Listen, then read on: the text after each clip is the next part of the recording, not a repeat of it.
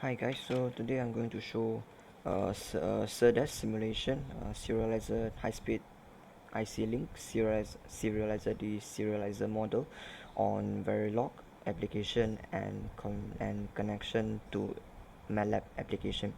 So before we get started, we take a look at the characteristics of the channel we'll be going to be using passing through first. So we just run it.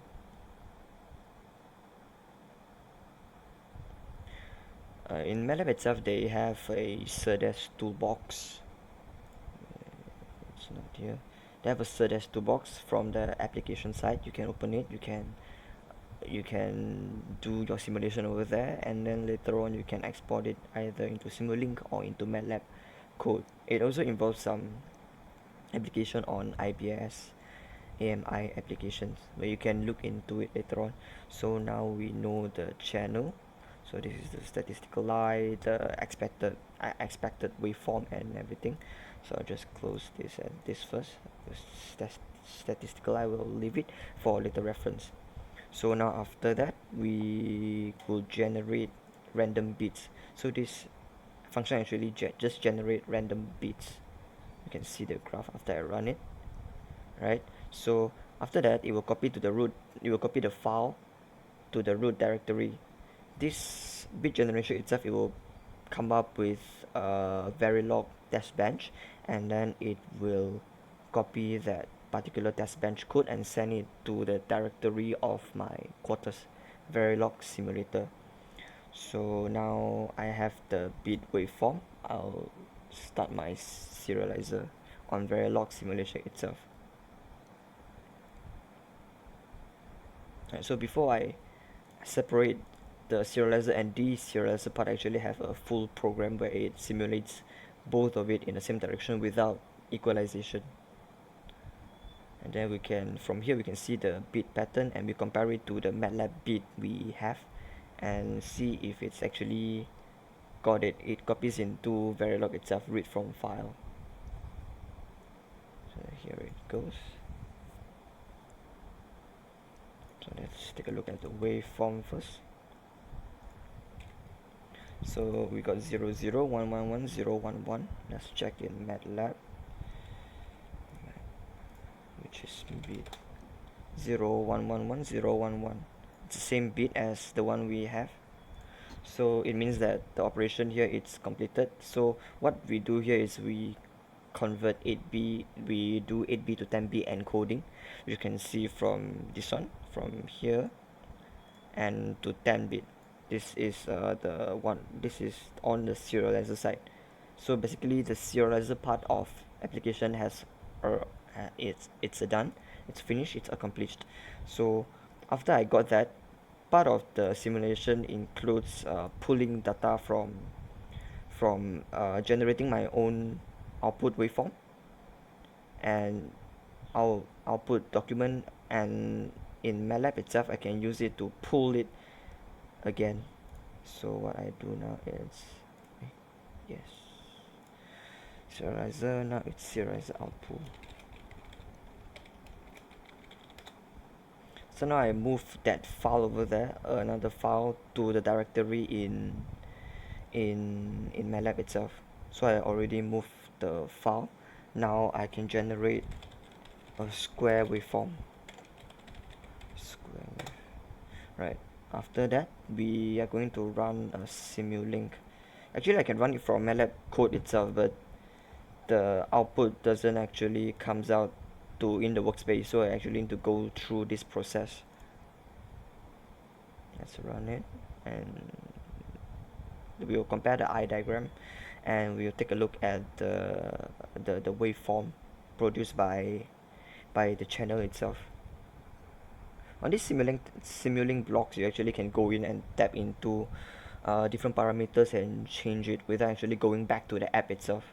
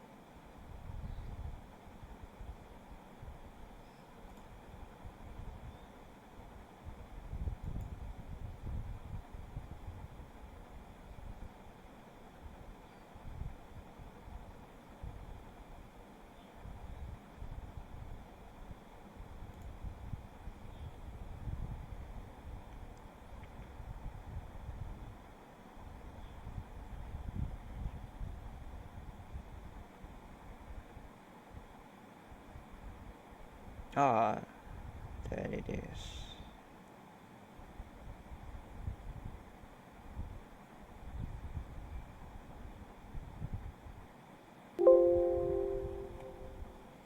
So from Simulink simulation itself, we can take a look at the statistical line and everything. All these stuffs we plotted from Matlab before. The eye width was 90 picosecond with height 0.3 to 58 comparing to the original amplitude, which is 0.5. So just close it and let's take a look at the waveform. So this waveform includes the crosstalk. It includes crosstalk as well as the distortion insertion loss from the channel model itself. So from here, which is the first bit pattern, until 6 5 10 6 until here, which the bit pattern will continue to duplicate itself until the whole duration ends. Right, so let's take a look at the eye diagram from simulation and from Matlab itself.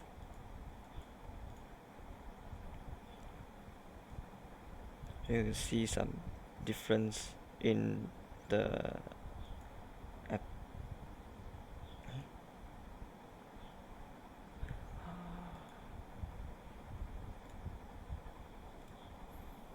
Alright, then we continue.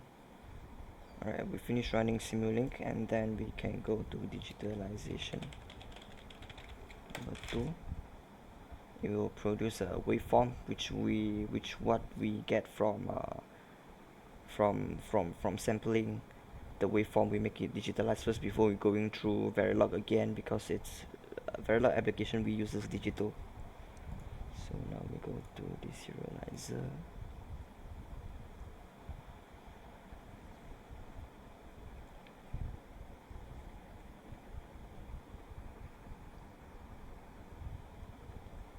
Alright, so now let's run the simulation. Same thing when digitalization 2, it actually includes a part of a code where it generates a new test bench for my deserializer side as well.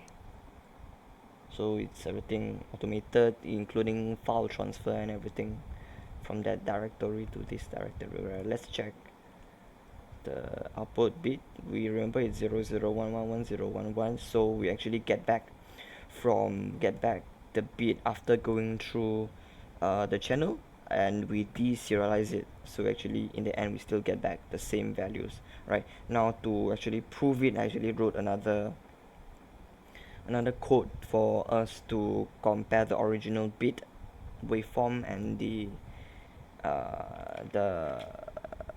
equalized bit waveform where we get on the deserializer side. So now I'm going to pull file first. Pull file, and then I compare. So the bit error percentage, the difference in is 0%. So actually means that the data has successfully been transferred from one end to the other end through this channel that causes distortion and eventually needs equalization from the receiver and transmitter side. That's it for